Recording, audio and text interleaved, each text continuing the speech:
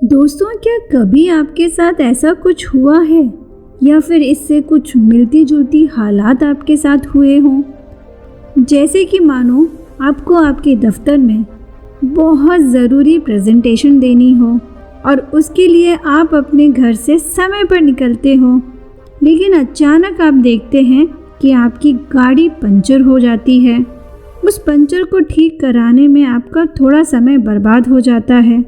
फिर आप आगे बढ़ते हैं तो देखते हैं कि आप बहुत बुरे ट्रैफिक जाम में फंस गए हो, और वो भी जब उस रास्ते पर उस समय कभी भी इतना ट्रैफिक होता ही ना हो, लेकिन उस दिन भयानक वाला जाम लगा हो। इन सब से जूझते निपटते जब आप दफ्तर पहुंचते हैं तो काफ़ी देर हो चुकी होती है।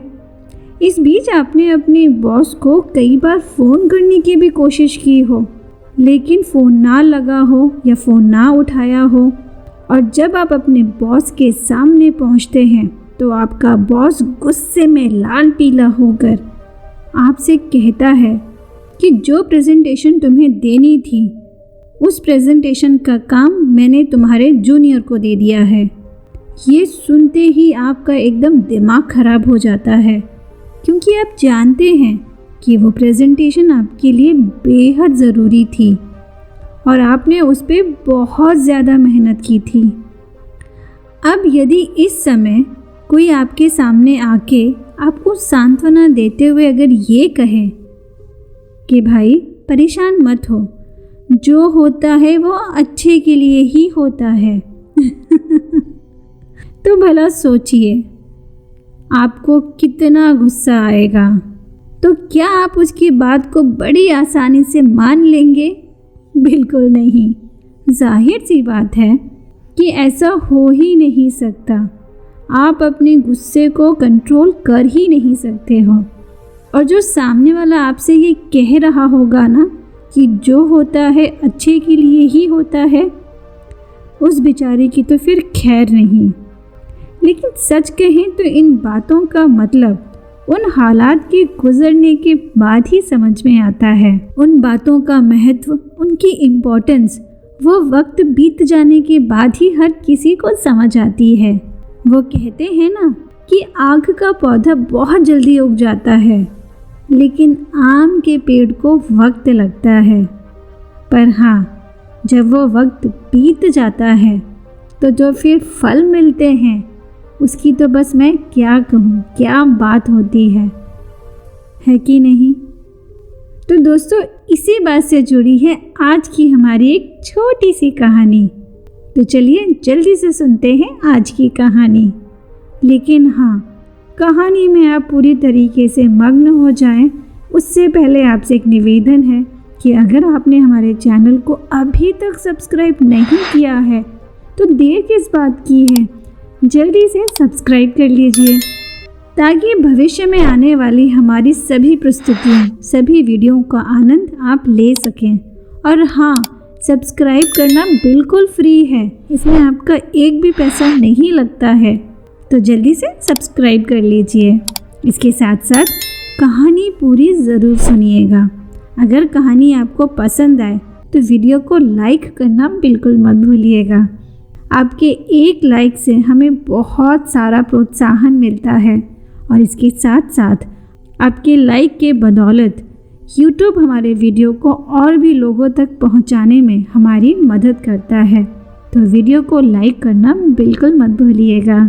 तो चलिए आप और हम मिलकर सुनते हैं आज की कहानी। एक बार भगवान का एक परम सेवक उनसे प्रार्थना करता है कि भगवान जी, आप एक ही जगह पर मूर्ति के रूप में खड़े होकर कितने थक गए होंगे, कितने परेशान हो गए होंगे। भगवान जी, केवल एक दिन के लिए क्या मैं आपकी जगह पर मूर्ति बनकर खड़ा हो जाऊं और आप मेरी जगह बाहर घूम फिर आइए। ये सेवक भगवान जी से बार बार आग्रह करता है। तो भगवान जी सेवक के इतने आग्रह पर उसकी बात मान जाते हैं, लेकिन हाँ, एक शर्त के साथ। वो कहते हैं कि तुम्हें केवल मूर्ति बनकर सिर्फ खड़ा रहना है, और जितने भी लोग यहाँ पे प्रार्थना करने आए उनकी सिर्फ बातें सुननी है। तुम्हें कुछ नहीं बोलना है, कुछ नहीं करना है। मैंने उन सभी आने वाले व्यक्तियों के लिए पहले से ही सब कुछ सोच रखा है, तो तुम कुछ भी नहीं करोगे। सेवक कहता है कि जैसा आप चाहें भगवान, मैं सिर्फ खड़ा रहूँगा और उनकी बातें सुनूंगा, कुछ भी नहीं बोलूँगा, कुछ भी नहीं करूँगा। अब ये सेवक भगवान जी के स्थान पर मूर्ति बनकर खड़ा हो जाता है। सबसे पहले मंदिर में एक बहुत बड़ा व्यापारी आता है। वो भगवान जी से कहता है कि हे भगवान, मैंने अपनी एक नई फैक्ट्री डाली है, मुझे आशीर्वाद दो भगवान कि मैं अपने इस काम में खूब सफल हूँ। और फिर वो अपना माथा टेकता है। जैसे ही वो अपना माथा टेकता है, उसका बटुआ वहीं गिर जाता है और उसे कुछ भी पता नहीं चलता। वो बिना बटुए के वहाँ से आगे चला जाता है। ये देखकर सेवक थोड़ा बेचैन हो जाता है। वो सोचता है कि उस व्यापारी को रोककर वो उससे कहे कि भैया अपना बटुआ तो लेते जाओ, लेकिन क्योंकि भगवान जी के शर्त के कारण वो कुछ बोल नहीं सकता था, इसीलिए वो चुप रहा। थोड़ी देर के बाद वहाँ मंदिर में एक गरीब इंसान आता है। वो भगवान जी से कहता है कि हे भगवान, मैं बड़ी मुसीबतों में हूँ, मेरे पास बिल्कुल धन नहीं है, मेरे घर खाने को भी कुछ नहीं है, मेरी मदद करो भगवान। तभी उसकी नज़र वहाँ गिरे हुए बटुए पर पड़ती है। उस बटुए में बहुत सारा पैसा था। उसे देखकर वो गरीब इंसान बहुत खुश होता है और भगवान को धन्यवाद देते हुए कहता है कि भगवान, तुम्हारी लीला तो सच में अपरंपार है। इधर मैंने तुमसे मांगा और उधर आपने तुरंत मुझे दे दिया। और वो खुशी खुशी भगवान को धन्यवाद करते हुए वहाँ से चला जाता है। इन दोनों के जाने के बाद एक तीसरा व्यक्ति मंदिर में आता है। वो भगवान से कहता है कि हे भगवान, मैं 15 दिनों के लिए जहाज लेकर समुद्र यात्रा पर जा रहा हूँ। मेरी यात्रा में कोई अड़चन ना आए, मेरी यात्रा मंगलमय हो, ऐसी मैं आपसे प्रार्थना करता हूँ। जब वो अपनी प्रार्थना कर रहा होता है, तभी वह व्यापारी वहाँ आ जाता है जिसका बटुआ सुबह सुबह वहाँ गिर गया था। वो व्यापारी पुलिस वाले को अपने साथ लेकर आता है और कहता है कि मेरे बाद यही व्यक्ति इस मंदिर में आया है, आप इसे गिरफ्तार कर लीजिए, मेरा बटुआ इसी व्यक्ति ने लिया है। तो पुलिस वाले उस नाविक को गिरफ्तार कर लेते हैं। तभी ये देख सेवक से रहा नहीं जाता और वह अपने आम रूप में आकर तुरंत पुलिस वाले को सब कुछ बता देता है। पुलिस उस सेवक के कहने पर उस गरीब व्यक्ति को पकड़ लेती है और नाविक को छोड़ देती है। रात में भगवान जी जब घूम फिर कर वापस आते हैं तो सेवक भगवान जी को खुशी खुशी सारी बातें बताता है और कहता है कि उसने कितना अच्छा काम किया है।